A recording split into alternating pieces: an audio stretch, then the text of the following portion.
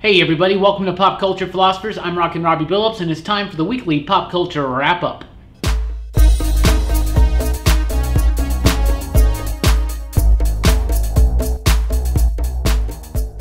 That's right, everybody. Time for the weekly pop culture wrap-up. It's the show where I go over the week's pop culture news, mostly comic books and movies. Let's get right into it. First of all, I want to apologize for the delay in this video, and we're just going to have to kind of go through it without the images and all that stuff like we usually do. But I did want to give a video to you guys talking about some of the upcoming, or some of the pop culture news from the week, comic books and movies. Let's get right into it. Comic books.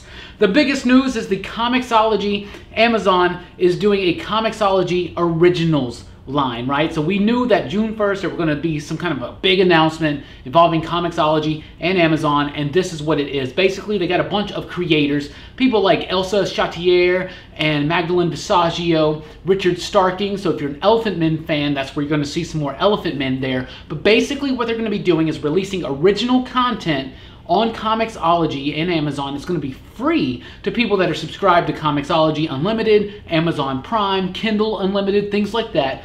But you're going to be able to do a print on demand. That's the biggest, most revolutionary thing out of this whole thing. The way comic books are done right now is that comic shops have to do pre-orders. They have to basically decide how many comic books they're going to be able to sell of a certain title. Order that many, they all get printed, sent out, and released, right? So what they're trying to do at Comixology now is a print on demand, meaning that comic books don't go out of print, meaning that you're able to not print too many copies of a comic book. I think it's very, very interesting and a good way to get comic books into the hands of readers. I really like the idea that these originals are going to be free to people that already subscribe to Comixology and Kindle Unlimited, Amazon Prime, things like that. And if you want a hard copy, you can get one. That's really interesting. More on this as it develops, but it's pretty big. It's got some decent names, a very diverse group of creators are going to be doing the initial launch of these books. So as more get announced, we will be talking about that. Also, comic book wise,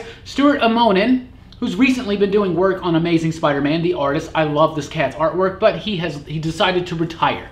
Basically a semi-retirement. So after the Spider-Man 800, and that's finished up, so he's kind of in a retirement phase right now. He says that it's not saying that he won't draw a comic book again. I'm certainly one day he will. However, there's nothing in the immediate plans right now. It's going to be like a little tiny retirement for him, and that's kind of sad. Speaking of retirement, Hellblazer has been announced as being canceled. That's right. I believe the last issue is going to be in August or September or something like that. Tim Seeley's going to be doing it. Tim Seeley has gone on record saying that he was brought on to end the title. I'll tell you this.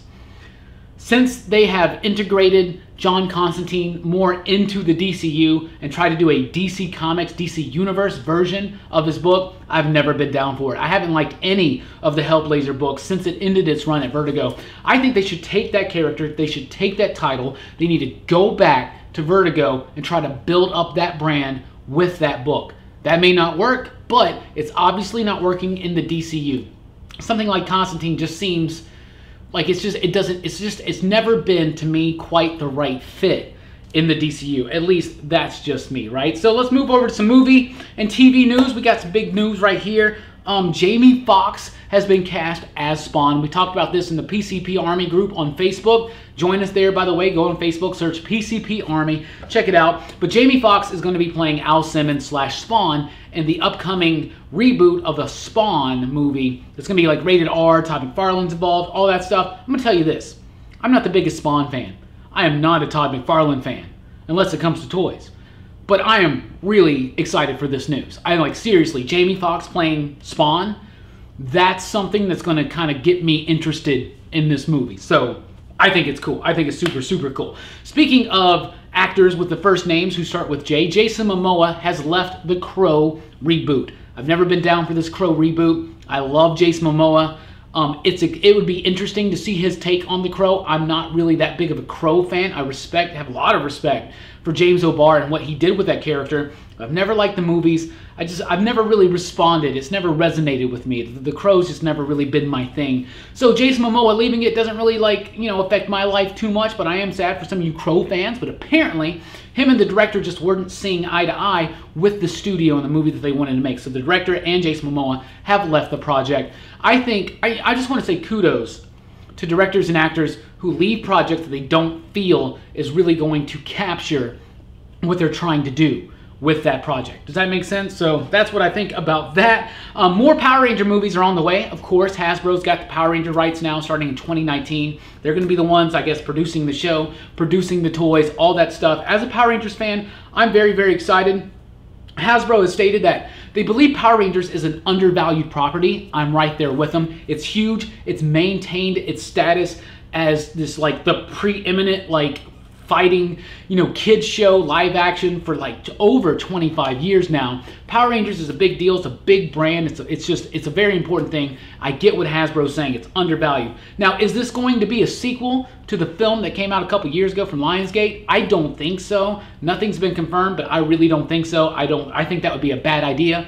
That movie just didn't really hit as hard as it needs to. I think Hasbro is going to do something with Power Rangers, and I'm kind of excited to see what's going to happen. Jeff Johns shared an image for the logo of Wonder Woman, possible, like it's just a little tease of the new Wonder Woman movie that's coming out next year. And just said WW84, basically saying this movie's going to be set in 1984. We already knew this movie was going to be set in the 80s, not in the current day. So it's kind of neat. But it's also kind of like, whoa, whoa, whoa. Marvel's doing Captain Marvel straight up set in the 90s, right? So it's like Captain America First Avenger set in the 40s. Oh, Wonder Woman set during World War I. Captain Marvel, did I say Captain America First Avenger, right? Was set during World War II. Wonder Woman set in World War I. Captain Marvel is set in the 90s. Wonder Woman 2 is going to be set in the 80s.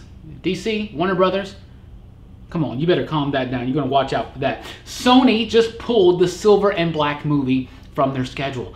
I'm ecstatic about this news because I was never excited about that movie. It's going to be Silver Sable and Black Cat in their own movie. It's basically an attempt, just like this upcoming Venom movie, for Sony to kind of take their Spider-Man stuff, the Spider-Man rights they have, and create their own Spideyverse, kind of outside but kind of almost connected to the MCU. I've never been down for that idea. I'm glad it got pulled. They may still do it, but usually when they pull, like when a studio pulls a movie from a schedule, it's usually not going to work out too well for them. So that's what we got this week, everybody, and that's what I thought about it. Let me know in the comments below anything that you thought about these news. Were you excited about Silver and Black? I don't think you were. Were you excited about Jason Momoa as the Crow? You just may have been.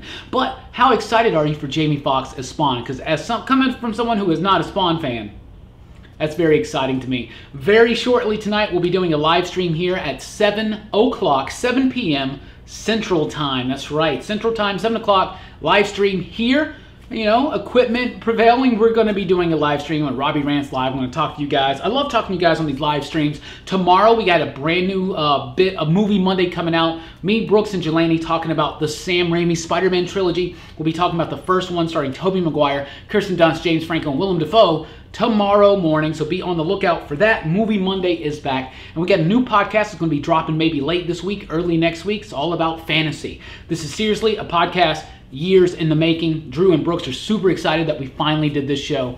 I think we had a lot of fun with it, so be on the lookout for that. Of course, I mentioned the PCP Army and, of course, Patreon. Don't forget about patreon.com/PCP. You can help support this channel and what we do here with a weekly comic book review, with a weekly pop culture wrap-ups, with the podcast, all that jazz and more. So thank you guys so much for your support, and keep on rocking. Thanks you, what did I just say? Thank you for rocking with us, and keep on keeping on.